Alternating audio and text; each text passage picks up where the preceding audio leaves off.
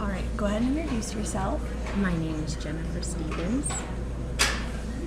And we are interviewing today for my interpersonal skills class, and we're going to be talking about Tourette syndrome. How is Tourette syndrome in your family? How did you guys find out about it? My 9-year-old son has it, Hunter Stevens, and we found out when he was 7 in 2nd grade. And basically we found out due to some of the tics that he had, and he did the shoulder shrugging thing, and one of the teachers thought that it was just a little odd because he did it all the time. And I went online and did some investigating myself, and he also cleared his throat a lot. So he had a motor tic and a verbal tic, and basically I set up an appointment with our physician and found out he had Tourette syndrome. So what is a tic and what could set it off? Tics can be many different things. For everybody it's different. And even with my son Hunter, things that he started with as being tics aren't tics anymore. He's just developed new tics. Like right now, he picks at his fingers a lot. Sometimes anxiety can set a tic off if he's overstimulated. There also are a lot of other underlining things that you can get with the Tourette syndrome, like OCD, the anxiety.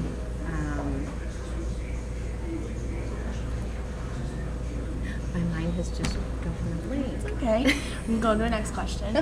Okay, so how has it affected your entire, the household, not just your major family, but just your extended family inside the home?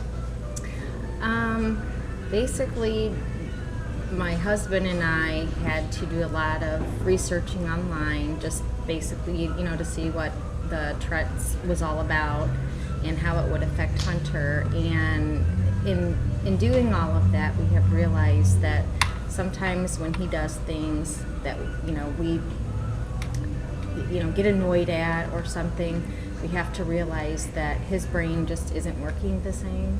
So he looks at things differently than what we do. He repeats things a lot, verbally. Or another thing that he does is gets very cautious about things, gets very worried. So, when you have a kid constantly asking you about something over and over again, you just want to get all frazzled, but you have to stop and think that he can't help what he's doing.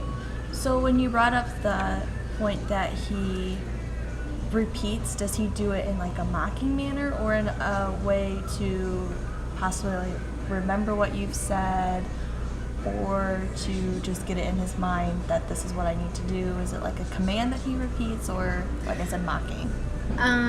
It's more with the Tourette's. Repetition is part of the tic that they have.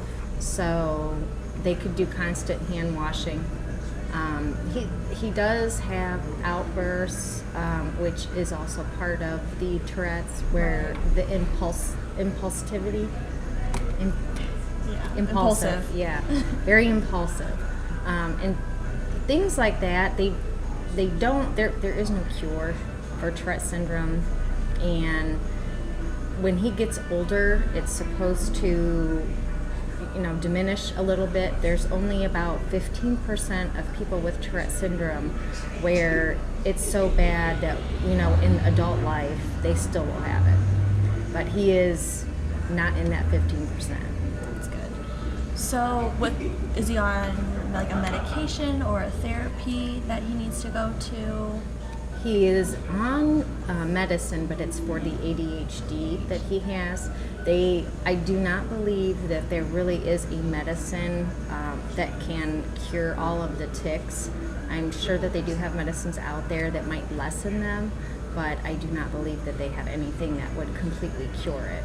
So with him, we've talked to him about it, so he knows that he has it. We make him aware that he's doing it.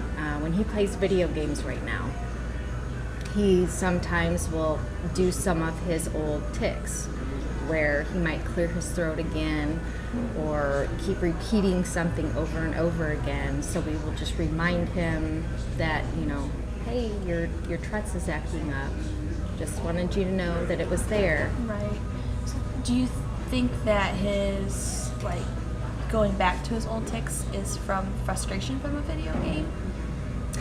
It could be that, yes. Also, anything that would make him anxious, that is when those tics would come out most often, which thankfully right now doesn't happen as much as it used to when he was younger. Right.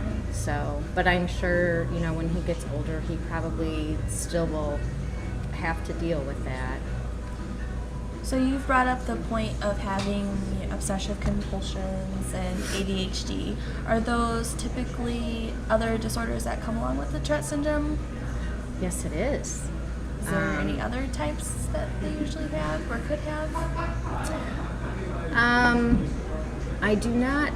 I'm sure there probably are a lot more. I've only focused on what has pertained to Hunter. And I do also know that due to the fact that he is a male, males are 3 to 4 times more likely than females to get Tourette syndrome, as well as twins running in a family makes it more common, along with it's genetic. And there is a history in our family of Tourette syndrome, along with the OCD and ADHD. So do you have twins that run in your family? Yes, we do. On both sides. So didn't realize before he was born that all of these things were already there and present, and if I would have known about it, you could have prepared yourself a little bit more for it. But yes. So, but it sounds like you had a pretty good basis of what he had, and you took the proper steps into getting help for him. Yes, the internet is definitely marvelous. There is a Tourette Association out there also that has a lot of information.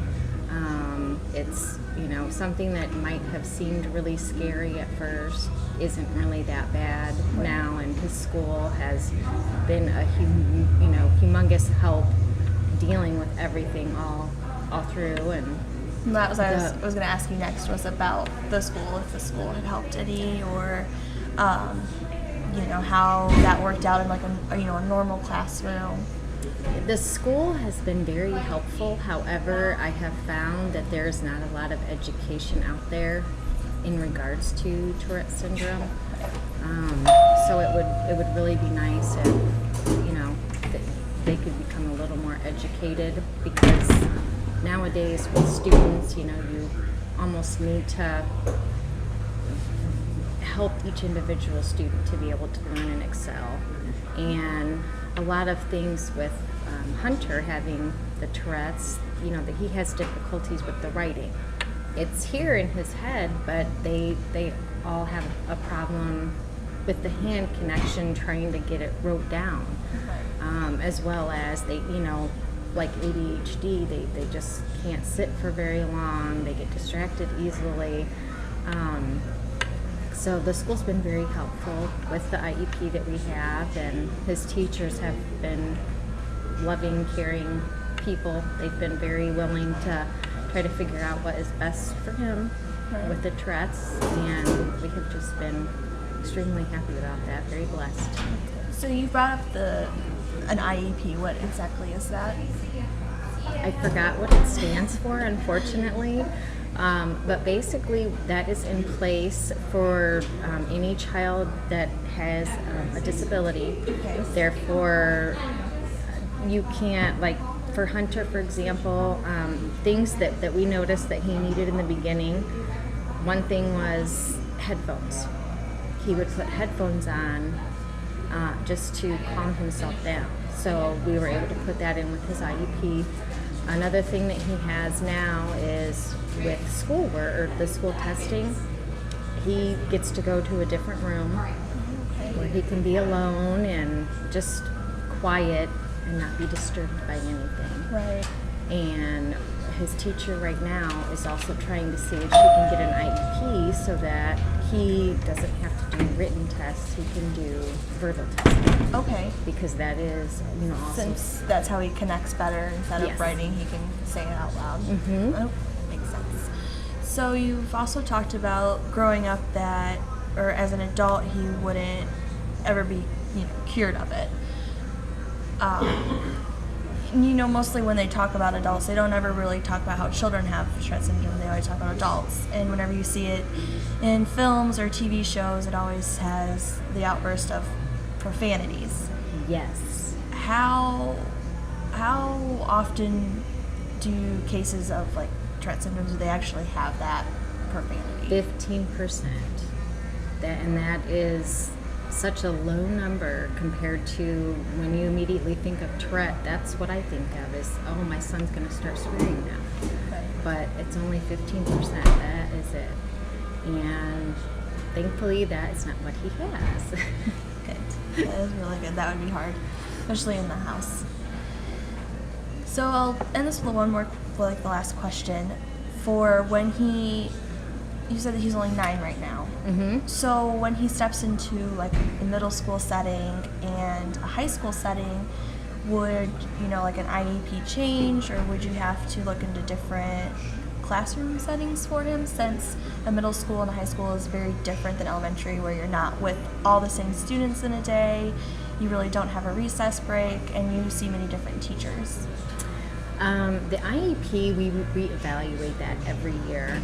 And basically that's so that if things, aren't working that are already in place, we can take them out, we can add new things. I'm not really sure how that is going to go with the different teachers, so many different teachers. And I'm sure that his anxiety, like with the lockers, I'm sure that will kick in. Right. And I'm hoping that by then, we can just have something set up for him to be able to figure out what's just going to work best for him. But we'll have to see if he has any more tics. But he's done very well from the first time that he was diagnosed, and just this short amount of time of 2 years, his tics really aren't as obvious as they used to be. Right. Or at least maybe we just now are aware when we see them. Yeah, you that can that's point them out what he's right doing. away. That makes sense. Okay. Well, thank you Yes. for your time. Thank you very much. You're welcome.